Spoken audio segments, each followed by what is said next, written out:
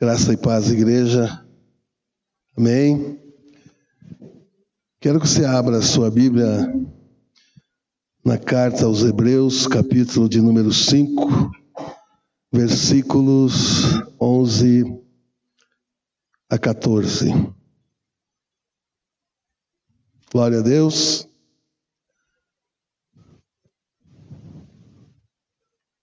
O texto sagrado diz assim: a esse respeito temos muitas coisas que dizer e difíceis de explicar, porquanto vos tendes tornado tardios em ouvir. Pois com efeito, quando devíeis ser mestres, atentando ao tempo decorrido, tendes novamente necessidade de alguém que vos ensine de novo quais são os princípios elementares dos oráculos de Deus. Assim vos tornaste como necessitados de leite e não de alimento sólido. Ora, todo aquele que se alimenta de leite é inexperiente na palavra da justiça, porque é criança. Mas o alimento sólido é para os adultos, para aqueles que pela prática têm as suas faculdades exercitadas para discernir não somente o bem, mas também o mal. Pai, que as palavras dos meus lábios e o meditar do meu coração te sejam agradáveis, em nome de Jesus. Glória a Deus, irmãos. Uma palavra que Deus colocou no meu coração para mim compartilhar. Não é uma palavra gostosa, uma palavra que vai fazer bem, trazer prosperidade, mas vai trazer exortação, como o pastor Marcos colocou aqui, orou aqui por nós. Nós queremos abrir realmente o nosso coração para sermos exortados por Deus. Amém, irmãos? Nós precisamos de exortação. O pastor Peter, ele tem falado sobre isso, e tem falado sobre arrependimento, né? E eu creio que isso é algo que a igreja precisa, né? O missionário Francisco orou aqui pela nação, mas ele orou mais pela igreja, porque a igreja é o agente de Deus que vai transformar essa nação. Amém, irmãos? Então abra o seu coração para receber da parte de Deus uma exortação essa noite. Queridos, ao lermos essa passagem, eu consigo entender algo. O reino de Deus, ele é dinâmico e progressivo. A grande verdade é que tudo no reino de Deus, ele vai levar você a crescer. Tudo no reino vai levar você a avançar.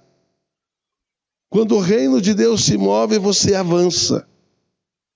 Tudo no reino vai fazer com que você suba, com que você possa estar mais próximo de Deus. Então, o reino de Deus, ele é dinâmico e ele é progressivo. E eu quero trazer aqui a você uma revelação ao seu coração. E é preciso que você preste bem atenção naquilo que eu vou lhe dizer agora. O objetivo de Deus não é que você e eu voltemos a ser como Adão antes do pecado. O objetivo de Deus não é nos transformar em Adão quando Adão ainda não tinha pecado. Vamos trazer mais luz para esse princípio. Por exemplo, eu aprendi no início da minha fé que Adão, antes de pecar, ele refletia a imagem e a semelhança de Deus. E depois que pecou, o pecado, ele ofuscou essa imagem e a semelhança de Deus. O pecado, ele distorceu a imagem e a semelhança de Deus em Adão. E eu pensava que, aceitando a Jesus, eu iria, aos poucos, voltando a refletir a imagem de Deus, até chegar à imagem que Adão tinha antes de pecar. E aqui, queridos, nós precisamos entender algumas coisas. Pensemos por alguns instantes, quem era este homem, Adão, antes de pecar? Você já parou para pensar a respeito disso? Quem era Adão antes do pecado? Queridos, Adão era um ser extraordinário antes de pecar. Adão, ele deu o nome a todos os animais. Adão, ele tinha uma mente extraordinária. Extraordinária. Hoje os cientistas cristãos, eles dizem que nós usamos praticamente 5, ou outros mais generosos, dizem 15% da nossa capacidade mental. Adão, ele tinha 100% da sua capacidade mental. Porque o que afetou a mente do homem foi o pecado. Adão, antes de pecar, então, ele era um ser extraordinário. Quando Deus criou, eu me entusiasmo, tenho que falar mais baixo, senão vai acabar a minha voz. É que eu me entusiasmo com Jesus, com as coisas do reino. Então, quando Deus criou Adão, ele disse assim, que ele criou o mundo, e quando ele criou Adão, ele disse que era muito bom. Era muito bom aquilo que Deus havia criado. Então, Adão era um ser extraordinário. Tem o pastor Kels, que é um amigo, ele viaja no mundo espiritual, e ele falou que Adão, Jesus manifestava muitas coisas, acalmar tempestades e ter autoridade sobre toda a terra, sobre a natureza, e isso Adão, antes de pecar, também fazia. Mas eu creio que Adão realmente ele é um ser extraordinário. Agora você pode perguntar assim, poxa, pastor, então você está dizendo que não vamos ser como Adão foi antes do pecado? É isso? Nós não vamos nos tornar como aquele homem extraordinário que Deus criou? Sim, é isso. É isso mesmo que eu estou dizendo. Eu estou dizendo que fomos chamados e escolhidos por Deus para sermos a nova criação. Aleluia! Você não está com a voz ruim? Dá um glória a Deus aí, irmão. A nova criação, ela excede em muito a criação original. Lembram? Tudo no reino é dinâmico e progressivo. Tudo que acontece na vida de um cristão que está amadurecendo vai levá-lo a crescer, a progredir espiritualmente, a avançar, a se aproximar mais de Deus. Aleluia! A criação original é Adão antes de pecar e depois do pecado. Essa é a criatura original, a criação original. Então, a criação original é Adão antes e depois do pecado. Sabe por que nós não vamos ser como a criação original? Porque a criação original, que a Bíblia chama de primeiro Adão, ela pecou. E nós, quando chegarmos e formos transformados de glória em glória, e chegarmos a refletir como a imagem, como Jesus, a imagem de Deus, como Jesus refletia, nós não vamos cair. Porque a nova criação não vai cair mais. Ah, meu, tremendo, não é, irmãos? Glória a Deus. Então, não seremos como a criatura original, porque a Bíblia chama que a Bíblia chama de primeiro Adão porque o primeiro Adão caiu. Abra sua Bíblia em 1 Coríntios, capítulo 15.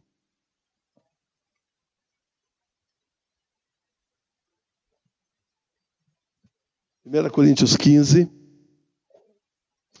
versículo 45 a 49.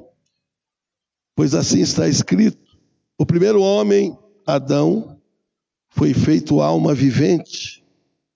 O último Adão, porém, é espírito vivificante. É isso, vocês estão aí? Eu vou ler de novo, acho que vocês não ouviram. Pois assim está escrito: o primeiro homem, a criação original, o primeiro homem, Adão, foi feito alma vivente. O último Adão, porém, é espírito vivificante. Mas não é primeiro o espiritual, e sim o natural. Pois o espiritual, depois o espiritual. O primeiro homem formado da terra é terreno. O segundo homem é do céu. Como foi o primeiro homem, o terreno, tais são também os demais homens terrenos. Como é o homem celestial, tais também os celestiais. E assim como trouxemos a imagem do que é terreno, devemos trazer também a imagem do celestial. Aleluias! Glória a Deus! Então, sabe o que tudo isso quer dizer? A nós foi dado algo maior que apenas andar com Deus em um jardim. A nós foi dado algo maior do que apenas andar com Deus num jardim e na viração do dia se relacionar com Ele.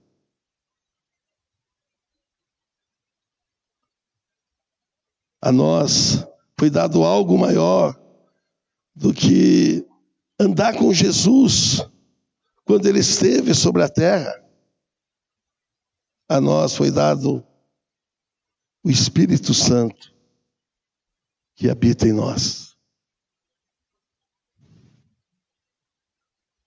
A nós foi dado o Espírito Santo, fazendo de nós a nova criação, fazendo de nós a imagem e semelhança do último Adão, Jesus Cristo, Espírito vivificante.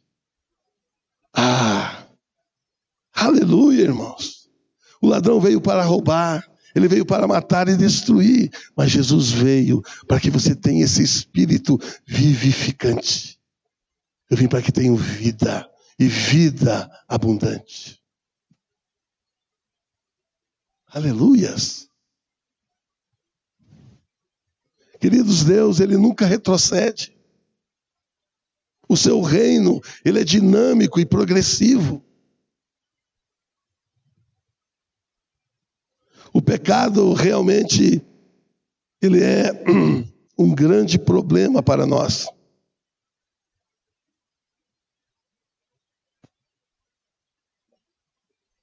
É ou não é verdade, irmãos?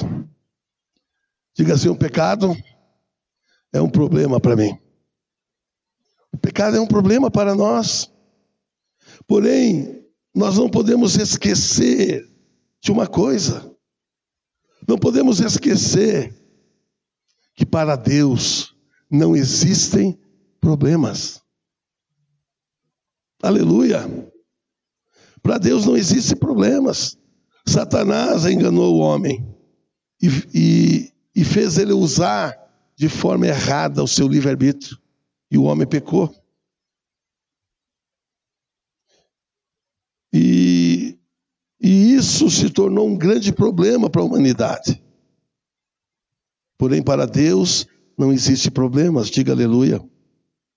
Deus nunca perdeu e nunca vai perder para o diabo. Ao Satanás enganar o homem, Deus providenciou uma maneira de abençoar esse homem. levando o homem caído a experimentar um nível mais elevado do seu amor. Amém? Enquanto o homem não havia pecado, ele estava no jardim, ele obedecia a Deus, Deus o amava.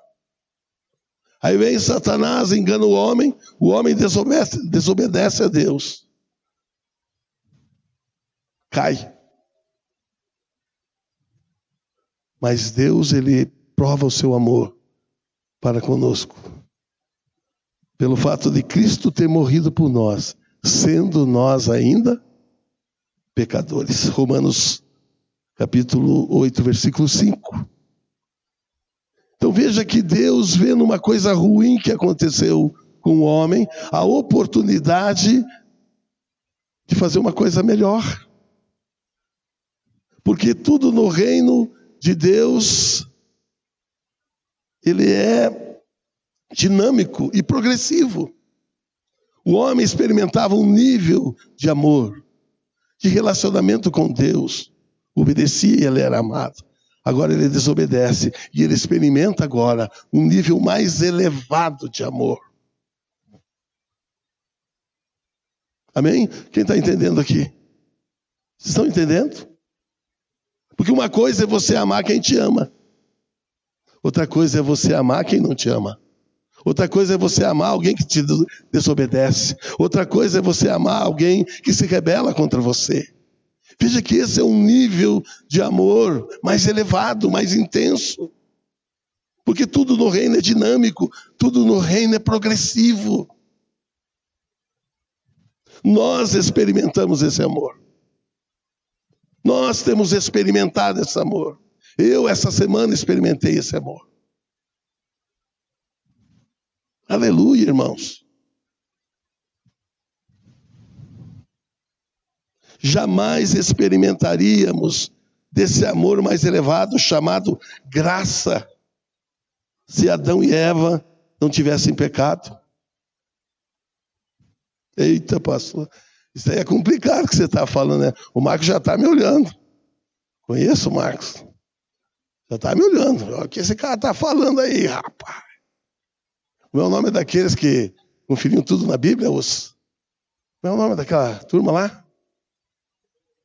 Os bereianos. O Marcos é bereiano. Está olhando aí, o que ele está falando aí? Né? Jamais experimentaríamos desse amor mais elevado, chamado graça, se Adão e Eva não tivessem pecado. Pastor, então eu preciso pecar para experimentar esse amor? É isso que você está dizendo? Não. O primeiro Adão já pecou, irmão. E outra, nós já nascemos em pecado. Então isso quer dizer o quê? Isso quer dizer que a porta da graça já está aberta. Amém? A porta da graça já está aberta. Romanos capítulo 6, versículo 1 e 2.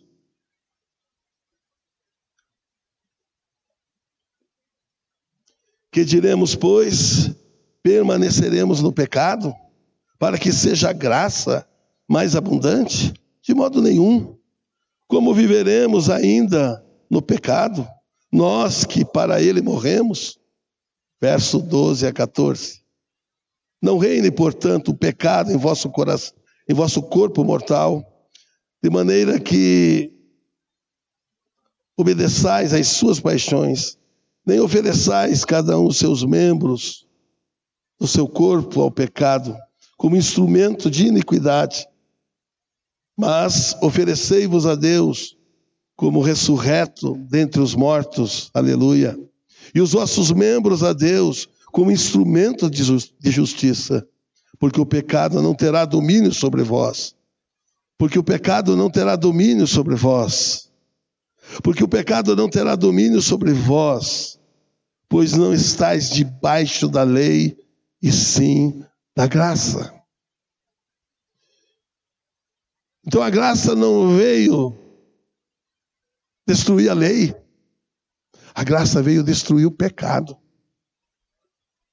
A criação original experimentou um nível de amor antes da queda. E agora nós experimentamos um novo nível de amor e intimidade com Deus. Amém, irmãos? No Velho Testamento, vemos o Espírito sendo derramado por medidas. Hoje, ele é derramado abundantemente sobre toda a terra. Aleluia! No Velho Testamento, vemos Davi declarando que desejava estar na casa de Deus todos os dias e habitar ali.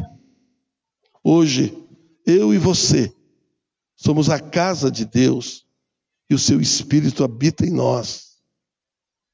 E todos os dias da sua vida, você estará com Ele. Tudo isso nos diz que o reino de Deus, ele é dinâmico e progressivo. Amém? Dinâmico e progressivo. Porém,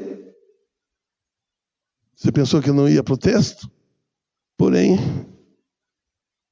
vemos em nosso texto base que os cristãos não estavam desfrutando do mover do reino em suas vidas.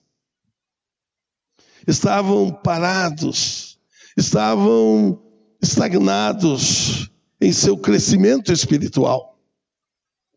Tudo que se move no reino é para fazer você e eu crescer. Porém, aqueles cristãos, eles não estavam crescendo. Eles estacionaram. Eles pararam. Vamos ao nosso texto base, Hebreus 5, 11 a 13. A esse respeito, olha o que Paulo, o escritor aos Hebreus, está falando.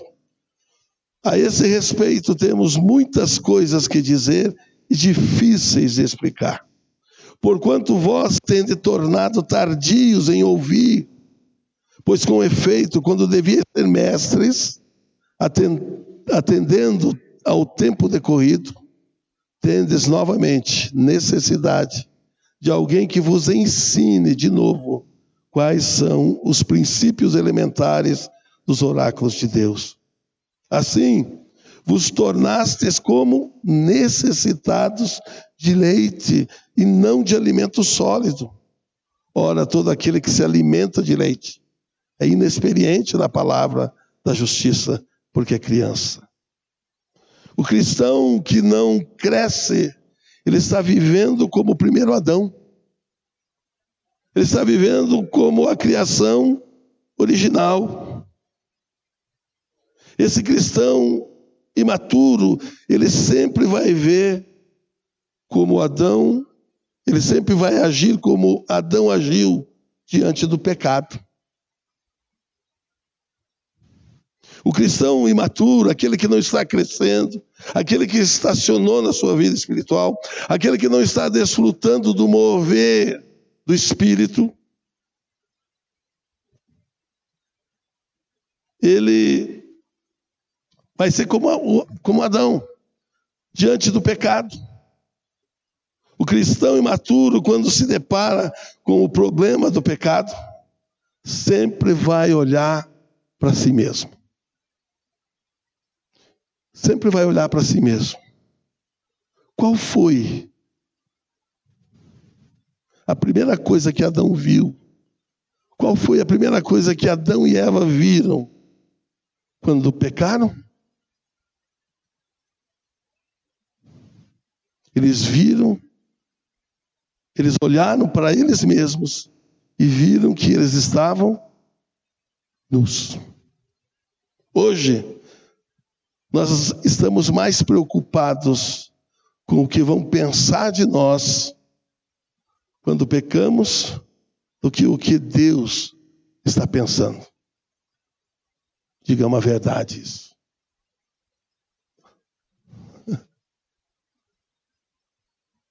Nós pensamos mais o que vão dizer de mim. Eu, pastor, Fiz isso. E aí eu acabo, em vez de me arrepender, eu tenho remorso. Só há arrependimento verdadeiro quando eu penso o que Deus está pensando. O que Deus acha dessa minha atitude? E aí não crescemos. Não crescemos porque diante do pecado, diante de um deslize, diante de uma falha, isso não precisa ser um pecado que domina, pode ser um pecado que ocorreu, estamos sujeitos. E eu muitas vezes já penso o que vão pensar de mim, o que vão dizer. Não. Isso vai gerar remorso. Eu devo pensar, meu Deus, Espírito Santo, eu te entristeci. Você habita em mim. E você habita em mim porque Jesus morreu por mim. E agora eu estou entristecendo você. Isso gera arrependimento.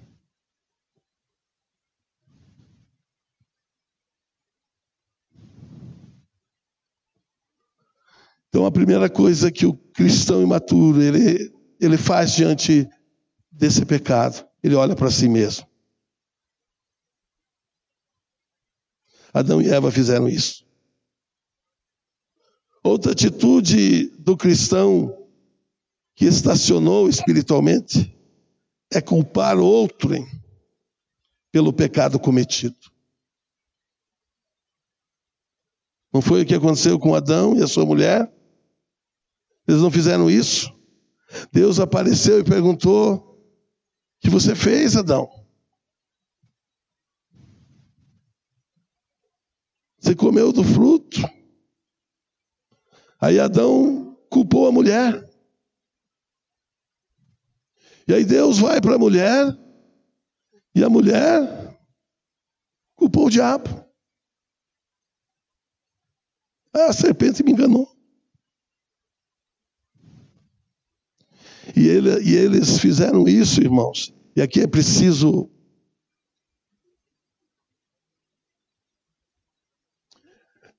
nós entendermos algo que é muito importante. Eles fizeram isso, sabe por quê? Para aliviar a dor da culpa.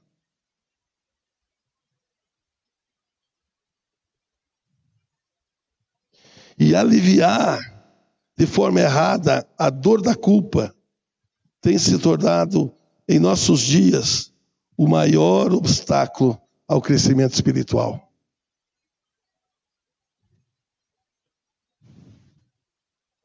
A filosofia humanista, irmãos, ela tem entrado dentro da igreja. E muitos conselheiros cristãos têm sido influenciados por essa mentalidade humanista. Mentalidade terrena. Mentalidade do primeiro Adão.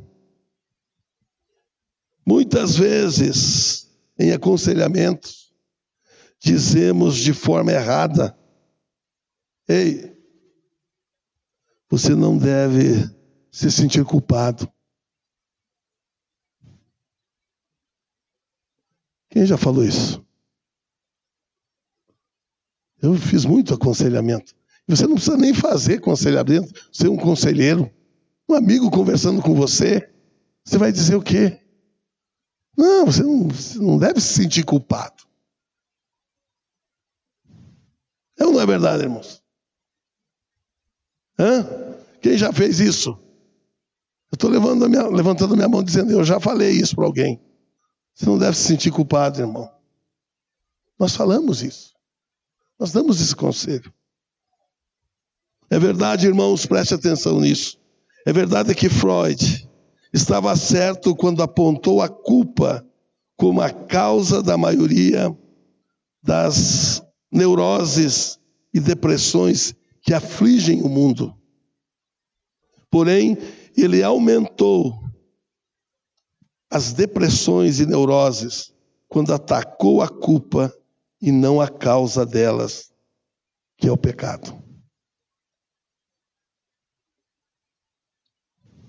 Presta atenção no que vou lhe dizer.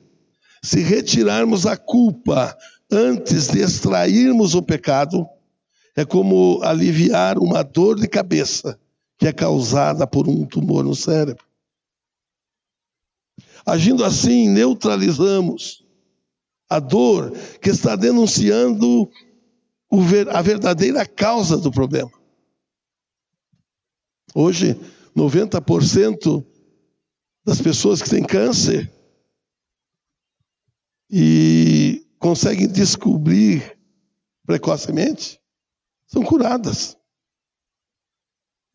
a tempo. Mas se deixa isso, é terrível. Então, a dor chamada culpa é causada pela condenação do pecado, irmãos. Se você se sente culpado, e quando você se sente culpado por causa do pecado, Deus está dizendo que algo condenável está dentro de você. É um câncer maligno espiritual, e esse sim é bem maligno. Esse sim é bem maligno. Queridos, a função de acusador de Satanás só veio existir depois do pecado. Antes do pecado não tinha acusação. Isso só veio existir depois do pecado. Você entende o que eu estou dizendo? Se você tira a culpa, se você mascara isso, se você alivia a dor da culpa no lugar errado, é a mesma coisa que você está com câncer na cabeça e tomar Doril e a dor sumiu. Mas o câncer está lá.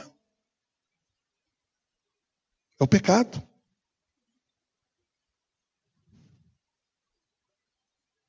É o pecado. E por causa dessa mentalidade humanista, nós pensamos somente na pessoa, no alívio. Alívio no momento. Vamos aliviar a dor no momento. Eu estou me sentindo culpado. Por que você está se sentindo culpado? Vamos ver o que está gerando esse desconforto.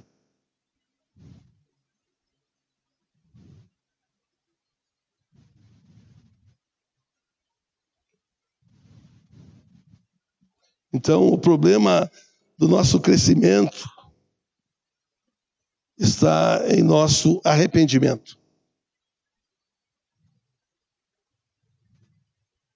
Nosso arrependimento é ruim, irmãos.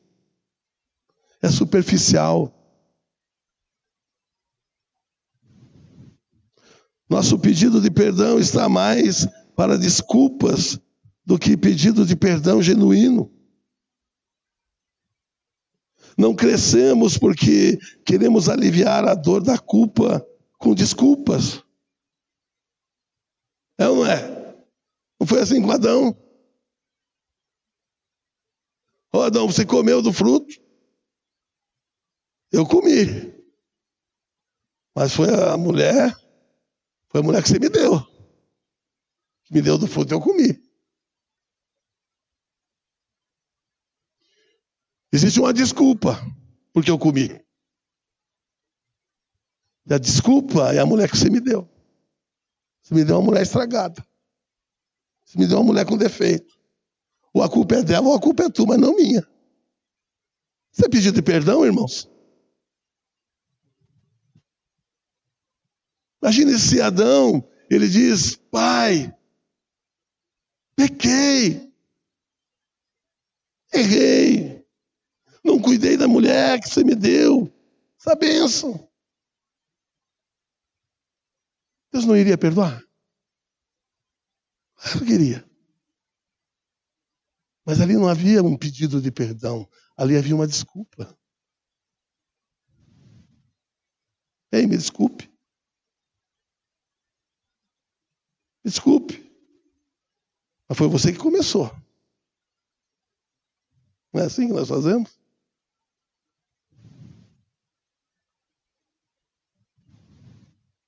Adão e Eva fizeram isso. Eles não disseram que não comeram, mas deram desculpas porque comeram. Tentaram justificar porque fizeram. Hoje nós fazemos o mesmo. Querido, coloque algo no seu coração. Deus não perdoa desculpas. Deus perdoa pecados.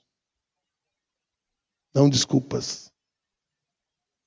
Ai, Deus, desculpa aí. Não perdoa isso. Não é assim. Ele perdoa pecados quando há arrependimento genuíno e verdadeiro. Faz quantos anos que o pai morreu, Neide? 15. Eu tive uma experiência, essa mensagem que eu estou ministrando aqui para você. Depois que eu entendi isso, eu comecei a, não como deveria, mas comecei a crescer. Estou muito aquém ainda daquilo que devo.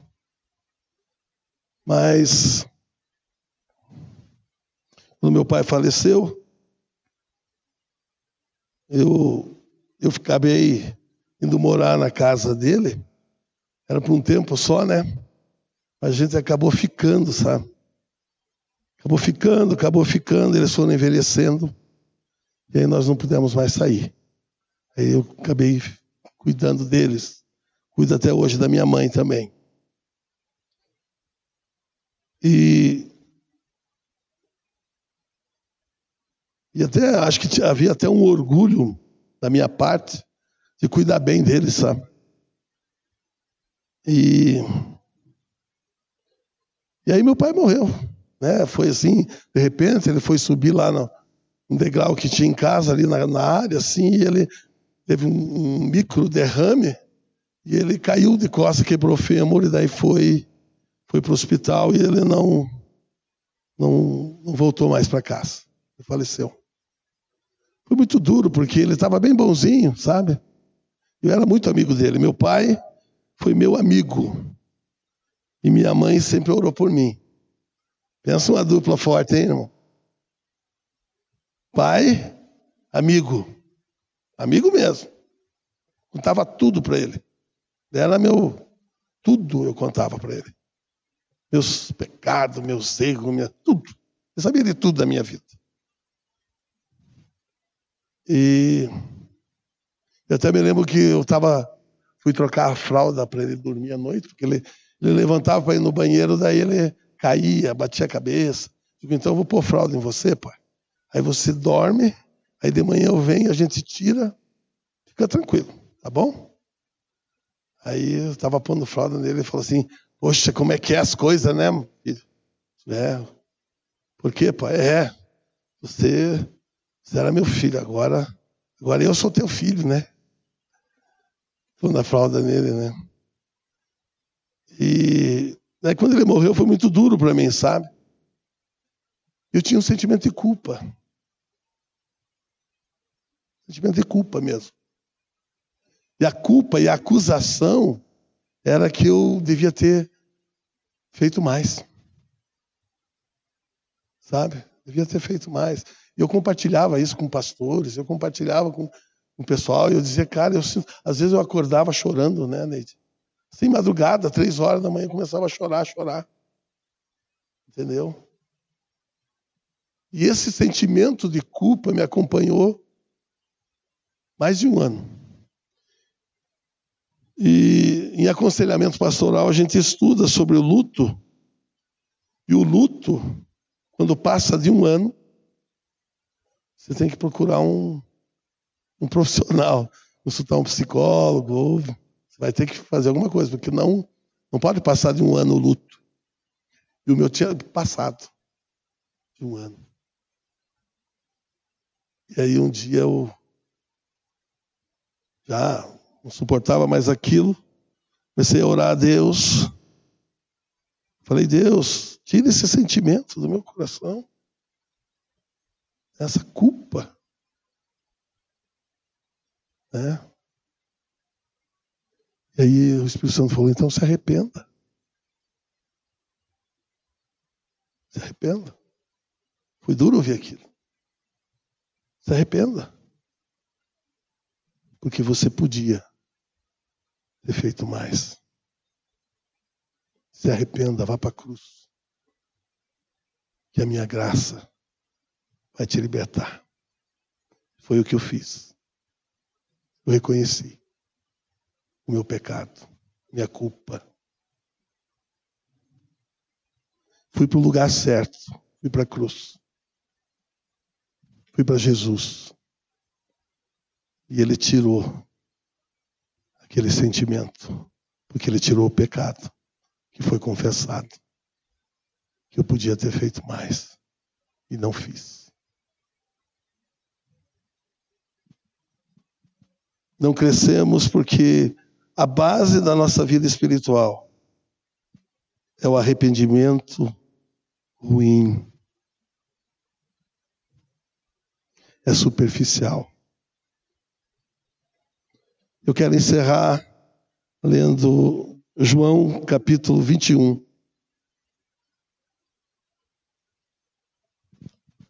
Versículos 15 a 17. Eu passei a ver, depois desse evento, eu passei a ver esse acontecimento de uma forma diferente. Esse evento que aconteceu com Simão. O texto diz assim, depois de terem comido, perguntou Jesus a Simão Pedro, Simão, filho de João, amas-me mais do que a estes outros? Ele respondeu, sim, Senhor, tu sabes que te amo. Ele lhe disse, apacenta os meus cordeiros. Tornou a perguntar-lhe pela segunda vez, Simão, filho de João, tu me amas? Ele lhe respondeu, sim, Senhor, tu sabes que te amo.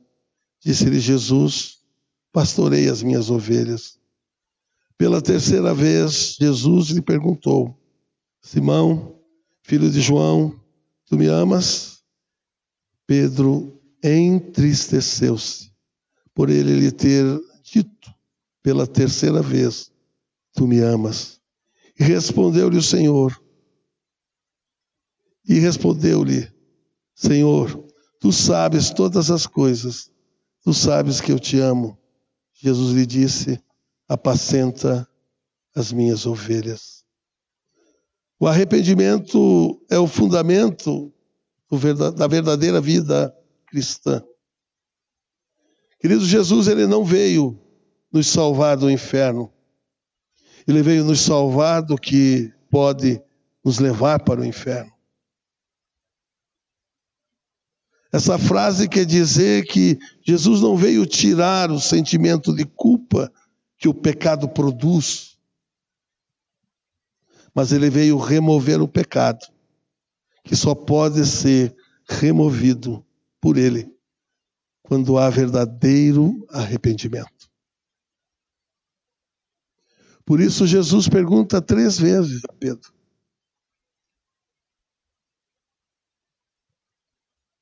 Eu sempre vi isso aí. Jesus está fazendo uma cura interior, né? Pedro negou 3 vezes, agora Jesus fala ele falar 3 vezes que ele o ama. Mas não é só isso. Eu vejo aqui que Jesus queria ouvir dele verdadeiro arrependimento. Porque pela terceira vez que Jesus pergunta, Pedro, tu me amas? Diz o texto que ele se entristeceu. Jesus estava levando Pedro ao verdadeiro arrependimento. O pecado gera 2 tipos de tristeza. Uma tristeza para a morte e outra para a vida. A tristeza para a morte foi a que Judas experimentou ao trair Jesus. Ele não suportou. Ele, diante do pecado, ele fez como a criação original. Diz: o que vão pensar de mim? Como é que vai ser agora a minha vida? Eu traí ele. O que eles vão ficar dizendo? Ele olhou para si. E diante do pecado, você não pode olhar para você. Você tem que olhar para Jesus e para a cruz. Reconhecer o pecado e pedir perdão. E se arrepender verdadeiramente. Quando fazemos isso, nós começamos a crescer espiritualmente. Muitas vezes nós não crescemos porque não vivemos isso. A nossa vida fica estagnada porque não vivemos isso.